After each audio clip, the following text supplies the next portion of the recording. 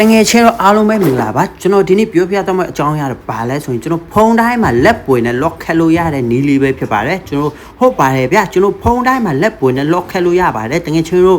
တချို့ဖုန်းတိုင်းဘေးမှာရှိတယ်ဗျတချို့ဖုန်းတွေကနောက်မှာရှိတယ်ဗျကျွန်တော်ကဒီဖုန်းမှာလည်းဘေးမှာရှိရပါတော့ကျွန်တော်အဲ့လက်ပွေကိုကျွန်တော်အရှင်းမှာ man ပေါ်မှာလက်ပွေလို့ပြသွားမှာပဲဖြစ်ပါတယ်တငယ်ချင်းတို့ဗီဒီယို skip မလုပ်ဘဲနဲ့အဆုံးထိကြည့်ပေးပါလို့ပြောချင်ပါတယ်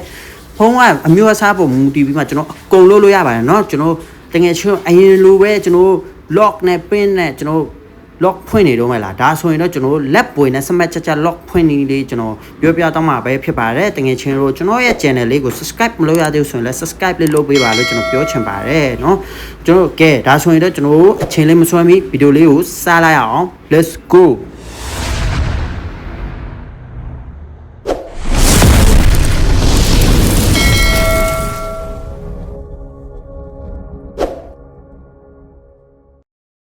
ဒါဆိုရင်တော့တကယ်ကျွန်တော်လှုပ်တယ်လို့လေး like လုပ်ကြည့်ပါလို့ပြောချင်ပါတယ်ဗီဒီယို skip မလုပ်ဘဲနဲ့အဆုံးထိကြည့်ပေးပါလို့ပြောချင်ပါတယ်ဗျာအခုဆိုရင်တော့ကျွန်တော်ဒီဖုန်းမှာဆိုရင်တော့ဘေးမှာပဲရှိတယ်ဗျာအဲ့ဘေးကဖင်ကပင် lock ကိုကျွန်တော်မန်ပေါ်မှာလုတ်ပြသွားမှာပဲဖြစ်ပါတယ်တကယ်ချင်းတို့လည်းကျွန်တော်လှုပ်တယ်လို့အစင်ဒီနေ့အတိုင်းလုပ်ကြည့်လိုက်ပါနော်ရပါတယ်နော်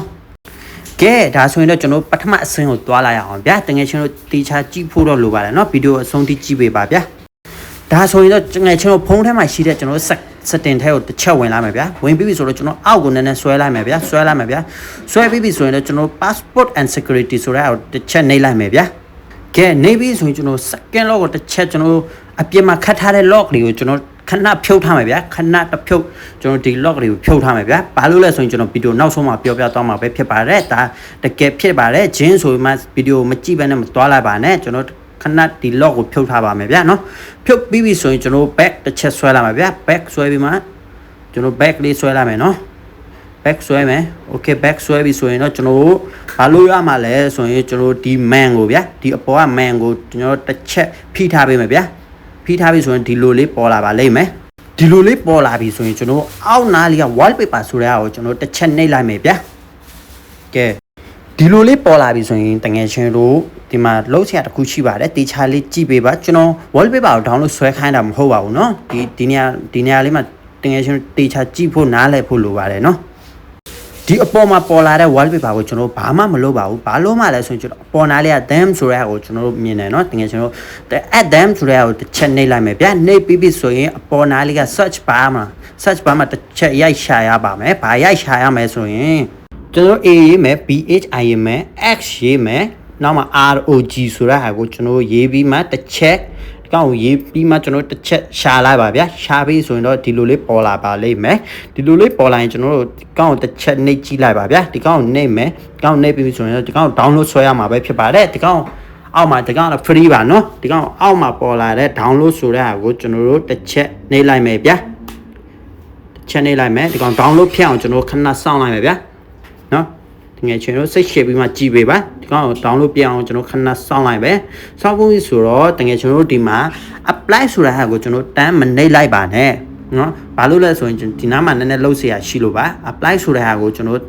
တန်းနှိပ်လို့မရပါဘူးဘေးနာ customize မြင်ရတယ်နော်ဘေးနာ customize ဆိုတဲ့ဟာကိုကျွန်တော်တို့တစ်ချက်နှိပ်လိုက်မယ်ဗျာ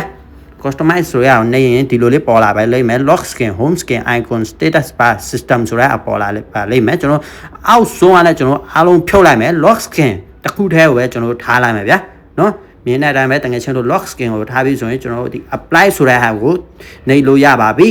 apply ဆိုတာကိုကျွန်တော်တို့တစ်ချက်နှိပ်လိုက်မယ်ပြအောင်ခဏစောင့်လိုက်မယ်ဗျာနှိပ်ပြီးပြီဆိုရင်ကျွန်တော်တို့ back နဲ့အပြင်ထွက်လို့ရပါပြီနော်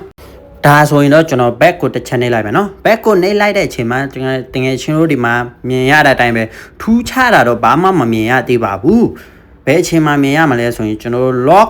ကိုကျွန်တော်တစ်ချက်နှိပ်လိုက်မယ် power key ကိုကျွန်တော်တစ်ချက်နှိပ်လိုက်မယ်နှိပ်ပြီးပြန်ဖွင့်တဲ့အချိန်မှာတော့တန်တကယ်ချင်းတို့မြင်တဲ့အတိုင်းပဲလက်ပွေလေးပေါ်လာပါပြီနော်လက်ပွေလေးပေါ်လာတာတကယ်ချင်းတို့မြင်ရမှာပဲဖြစ်ပါတယ်ကဲဒါဆိုရင်တော့အခုဆိုရင်တော့တငယ်ချင်းတို့ဖုန်းထားမှာလဲဒီလိုလက်ပွေနဲ့စမတ်ချက်ဖွင့်လို့ရသွားပါပြီဒါကတော့အရင်လိုကျွန်တော်ဘေးနားကိုနှိပ်ပြီးမှ လော့တွေပါတွေခက်ပြီးမှဖွင့်เสียမလို့တော့ပါဘူးလက်ပွေနဲ့စမတ်ချက